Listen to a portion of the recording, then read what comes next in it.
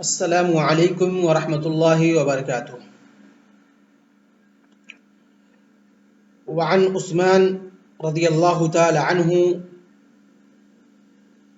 انه توضأ فافرغ على يديه ثلاثا ثم تمضمض واستنثر ثم غسل وجهه ثلاثا ثم غسل يده اليمنى الى المرفق ثلاثا ثم غسل يده اليسرى الى المرفق ثلاثا ثم مسح برأسه ثم غسل رجله اليمنى ثلاثا ثم اليسرى ثلاثا ثم قال رأيت رسول الله صلى الله عليه وسلم توضأ نحو وضوئي هذا ثم قال من توضأ نحو وضوئي هذا ثم يصلي ركعتين لا يحدث نفسه فيهما بشيء غفر له ما تقدم من ذنبه متفق علیہ واللفظ للبخاری۔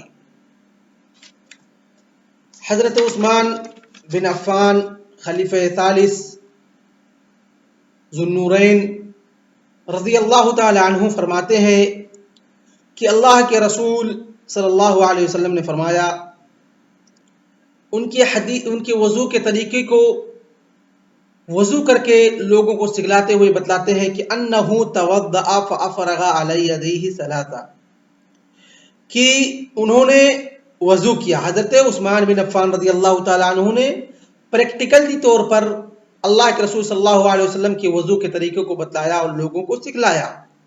قال انہو توضأ، کہ انہوں نے وضو کیا، فافرغ علی یدیہ ثلاثا، کہ انہوں نے اپنے افرغ یفرغ مطلب کیا ہوتا ہے؟ اونڈیلنے، یعنی پانی گرانا، پانی اونڈیلنے کے معنی میں آتا ہے کہ انہوں نے اپنے ہاتھوں کے اوپر پانی اونڈیلا اور اس کو دھلا کتنی مرتبہ؟ ثلاثاً، 3 مرتبہ۔ ثم تمضمض، مضمضہ کسے کہتے ہیں؟ مضمضہ کہتے ہیں ادخال الماء فی الفم وتحریکہ داخل الفم، کہ پانی کو منہ کے اندر داخل کرنا اور اس کو حرکت دینا منہ کے اندر، اس کو کیا کہتے ہیں؟ مضمضہ کہتے ہیں۔ کیسے؟ ثم تمضمض، پھر انہوں نے مضمضہ کیا، یعنی پانی کو منہ کے اندر رکھ کر کے اس کو منہ کے اندر حرکت دی، پھر اس پانی کو کلی کر دیا۔ واستنثر، استنثار کہتے ہیں اخراج الماء ما ادخل مع النفس فی الانف، کہ وہ پانی یا وہ چیز، وہ پانی جو سانس کے ساتھ ناک کے اندر داخل کی گئی تھی اس کو باہر لانا۔ تو استنثرہ کے معنی ہوتے ہیں جو پانی ناک کے اندر داخل کی گئی تھی اس کو باہر کرنا۔ تو اس سے پہلے بھی تو کوئی چیز رہی ہوگی جس کے جو ہم پانی داخل کرتے ہیں ناک کے اندر، تو اس کو کیا کہتے ہیں؟ اس کو کہتے ہیں استنشاق، یعنی ادخال الماء فی الانف مع النفس، کہ سانس کے ساتھ پانی کو ناک کے اندر داخل کرنا، اس کو کیا کہتے ہیں؟ استنثار کہتے ہیں۔ گویا کہ یہاں پر پہلے کو حذف کر دیا گیا ہے اور دوسرے کو ذکر کیا گیا ہے جو پہلے کی وجود پر دلالت کرتا ہے۔ ایسا کرنا جائز ہے، یعنی دوسرے کو ذکر کرنا جو پہلے کی وجود پر دلالت کرتا ہو تو ایسا کرنا جائز ہے۔ یہاں پر ایسا ہی کیا گیا ہے، اس کو حذف کر دیا گیا، یعنی اس کو ذکر نہیں کیا گیا، جبکہ وہ بھی اس کو لازم ملزوم ہے، یعنی بغیر استنشاق کے استنثار ممکن نہیں ہے۔ تو گویا کہ فعل جو حضرت عثمان رضی اللہ تعالیٰ عنہ کا تھا وہ اس طریقے سے تھا، ثم تمضمض واستنشق واستنثر، کہ انہوں نے استنشاق کہتے ہیں کہ پانی کو ناک کے اندر سانس کے ساتھ کھینچنا۔ اس کے بعد استنثار کسے کہتے ہیں؟ اخراج ذلک الماء مع النفس، کہ اس پانی کو جو ناک کے اندر سانس کے ذریعے کھینچی گئی ہے، اوپر لی گئی ہے، اس کو باہر کرنا۔ ثم غسل وجهه ثلاثا، پھر انہوں نے کیا کیا؟ اپنے چہرے کو 3 مرتبہ دھولا۔ ثم غسل يده اليمنى الى المرفق ثلاثا، پھر انہوں نے کیا کیا؟ اپنے داہنے ہاتھ کو مرفق تک دھولا۔ داہنے ہاتھ کو کیا کیا؟ مرفق تک دھولا، اور یہ مرفق کیا ہے؟ اس کے اندر داخل ہے، اور الا جو ہے یہ مع کے معنی میں ہے، یعنی یہ نہیں کہ وہاں تک دھلنا وہ داخل نہیں، مرفق چھوڑ دیں گے، بلکہ کوہنی کو بھی دھلنا۔ مرفق کسے کہتے ہیں؟ کوہنی کو بھی کہتے ہیں۔ الا بمانا مع کے ہے، یعنی مع المرفق، یعنی ہاتھ کے ساتھ ساتھ کوہنی کو بھی دھلا. کتنی مرتبہ؟ ثلاثن 3 مرتبہ. ثم مسح براسہ، اس کے بعد انہوں نے اپنے سر کا مسح کیا. کتنی مرتبہ؟ 1 مرتبہ. ثم غسل رجلہ الیمنی ثلاثا، پھر اپنے داہنے پیر کو دھلا. کتنی مرتبہ؟ 3 مرتبہ. ثم الیسری ثلاثا، پھر بائیں پیر کو دھلا. کتنی مرتبہ؟ 3 مرتبہ. ثم قال، پھر حضرت عثمان بن عفان رضی اللہ تعالیٰ عنہ فرماتے ہیں رأیت رسول اللہ صلی اللہ علیہ وسلم توضأ نحو وضوء هذا، کہ میں نے اللہ کے رسول صلی اللہ علیہ وسلم کو دیکھا ہے کہ وہ اسی طریقے سے، جس طریقے سے ابھی میں نے آپ لوگوں کو پریکٹیکلی طور پر کر کے وضو دکھایا ہے، اسی طریقے سے میں نے اللہ کے رسول صلی اللہ علیہ وسلم کو وضو کرتے ہوئے دیکھا ہے. یہ میرا پریکٹیکل تھا جو آپ لوگوں کے سامنے میں نے کیا، تاکہ آپ لوگوں کے سامنے کے ذہن میں بات آسانی سے آ سکے کہ کس طریقے سے اللہ کے رسول صلی اللہ علیہ وسلم کا طریقہ کار تھا وضو کے لیے. ثم قال، پھر فرمایا من توضأ نحو وضوء هذا، کہ یعنی اللہ کے رسول صلی اللہ علیہ وسلم نے فرمایا کہ جس نے میرے وضو کرنے کی طرح وضو کیا، یعنی جس طریقے سے میں نے وضو کیا ہے، اگر اسی طریقے سے کوئی بندہ وضو کرتا ہے، سنن، ارکان، واجبات، تمام چیزوں کو مد نظر رکھتے ہوئے، تمام چیزوں کو مکمل کرتے ہوئے اگر کوئی بندہ اس طریقے سے وضو کرتا ہے، ثم یصلی رکعتین، پھر اس کے بعد 2 رکعات نماز پڑھتا ہے. کیا ہے؟ تحیۃ الوضو. 2 رکعات نماز کو کیا کہتے ہیں؟ تحیۃ الوضو. یعنی وضو کے بعد 2 رکعات آدمی نماز پڑھے، اس کا ثواب ہے. جیسا کہ آگے ہو سکتا حدیث میں آئے، حضرت بلال رضی اللہ تعالی عنہ کے بارے میں اللہ کے رسول صلی اللہ علیہ وسلم نے فرمایا کہ اے بلال، میں نے تم کو اپنے سے پہلے جنت کے اندر کچھ خف اور نعل کی آوازیں سنی ہے، آہٹ سنی ہے تمہاری، وہ کیا ہے؟ تو انہوں نے کہا اللہ کے رسول صلی اللہ علیہ وسلم، میں جب بھی وضو کرتا ہوں تو وضو کرنے کے بعد 2 رکعات تحیۃ الوضو پڑھتا ہے، یعنی وضو کے بعد 2 رکعات نماز ضرور پڑھتا ہوں. تو اللہ کے رسول صلی اللہ علیہ وسلم کا اسی وجہ سے، یہی وجہ ہے.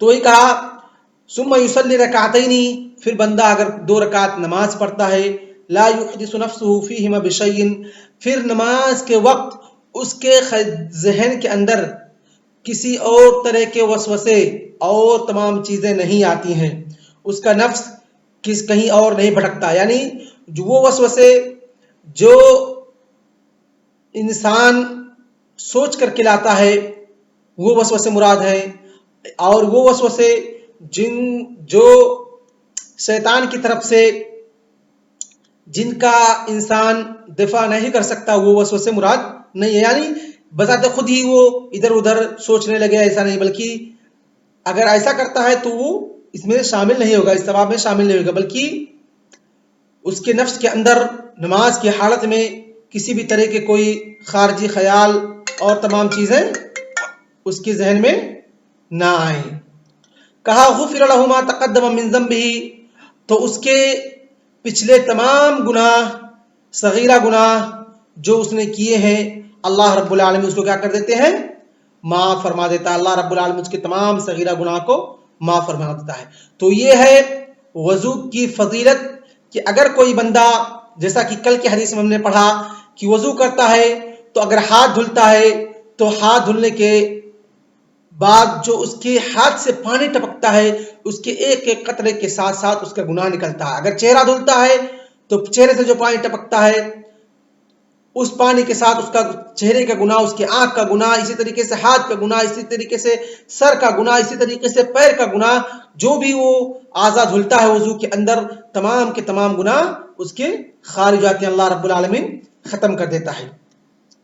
تو اب آئیے دیکھتے ہیں تھوڑا سا وضو کے واجبات کتنے ہیں اور وضو کے ارکان کتنے ہیں. تو وضو کے جو واجبات ہیں، اگر بندہ ان واجبات کو کر لیتا ہے تو اس کے لیے کیا ہوں گے؟ اس کا وضو ہو جائے گا، وہ چیز اس کے لیے کیا ہوگی؟ کافی ہوگی. وہ واجبات کیا ہیں، ارکان کیا ہیں، جن کا تذکرہ اللہ رب العالمین قرآن مقدس کے اندر ارشاد فرماتا ہے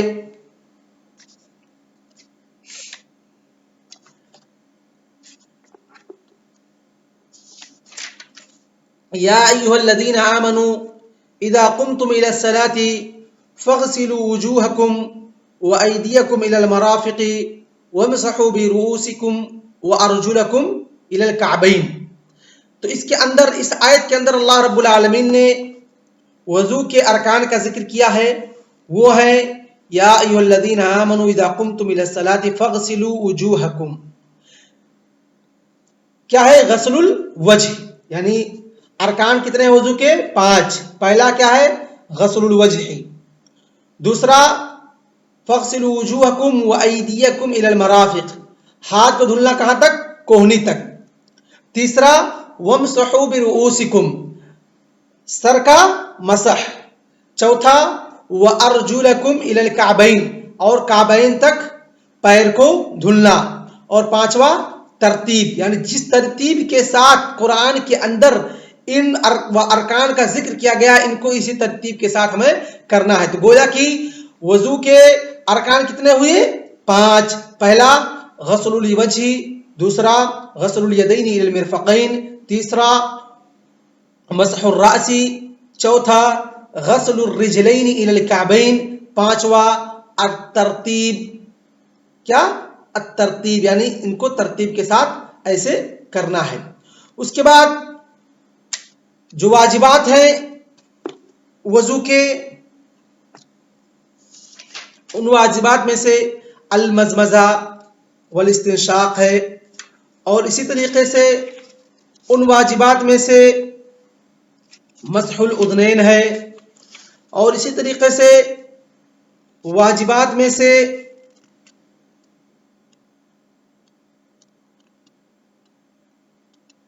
मुआलात है।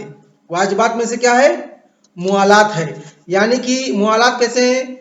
हिया अल मुताबअ बैन अज़ाइल वज़ू फिल गुस्ल बिहैसु ला यजिफ अल वज़ू क़ब्ल गुस्ल मा यलीही फी ज़मानिल मुअतदिल। यानी मुआलात, यानी कि इतना मुअख्खर ना करना कि जो आप पहले आज़ा वज़ू के लिए धुल चुके हैं वो सूख जाएं, यानी लगातार आपको करने हैं। ये नहीं कि आप हम हाथ धुल लिए तो इतना इंतजार करें कि ये आधा धुल जाए, फिर चेहरा धुले, फिर इंतजार करें, तो ये सही नहीं है वजू का तरीका। बल्कि अंत तगसिल कबल अन यजिफ अल्लज़ी कबल अल्ला यजिफ़ा अल्लज़ी गसलतहु, कि वो चीज़ ना सूखे जिसको आप पहले धुल चुके हैं। तो ये थी वाजिबात। उसके बाद वजू के जो सुनन है वो है वजू शुरू करने से पहले मिसवाक करना, और बाद लोगों ने अत-तस्मिया को वाजिब कहा है, यानी बिस्मिल्लाह करके वजू शुरू करना। बाद लोगों ने इसको सुनन कहा, क्योंकि हदीस के अंदर इख्तलाफ है।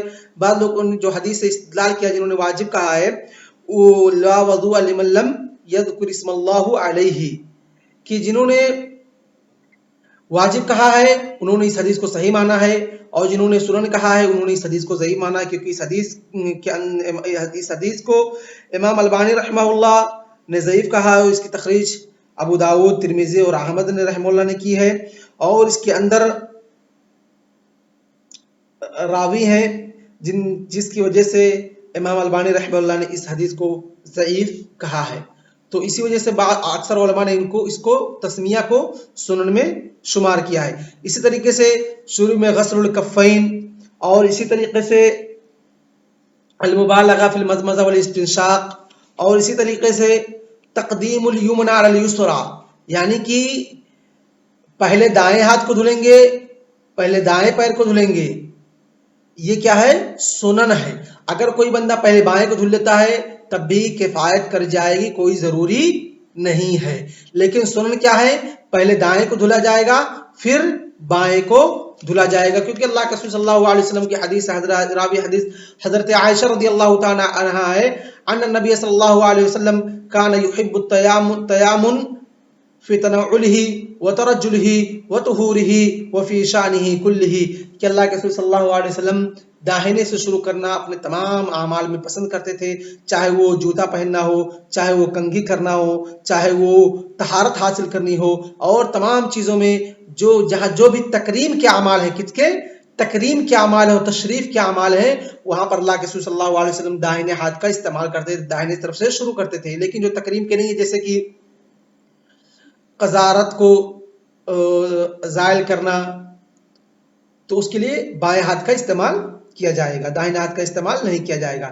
اسی طریقے سے اعضاء کو 3 مرتبہ دھلنا اور 1 مرتبہ بھی دھلنا جائز ہے، کوئی حرج نہیں ہے۔ اور اسی طریقے سے 2 مرتبہ دھلنا، یہ بھی اللہ کے رسول صلی اللہ علیہ وسلم کی حدیث سے ثابت ہے۔ اسی طریقے سے سنن میں سے ہے دلق الاعضاء، جن اعضاء کو آپ وضو میں دھل رہے ہیں ان کو رگڑ رگڑ کے دھلیں۔ اسی طریقے سے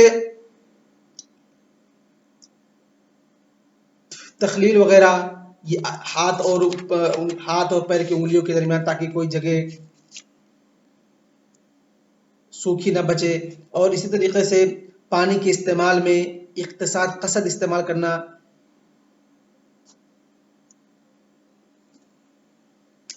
تو یہ تمام چیزیں تھیں سنن کے وضو کے سنن میں سے۔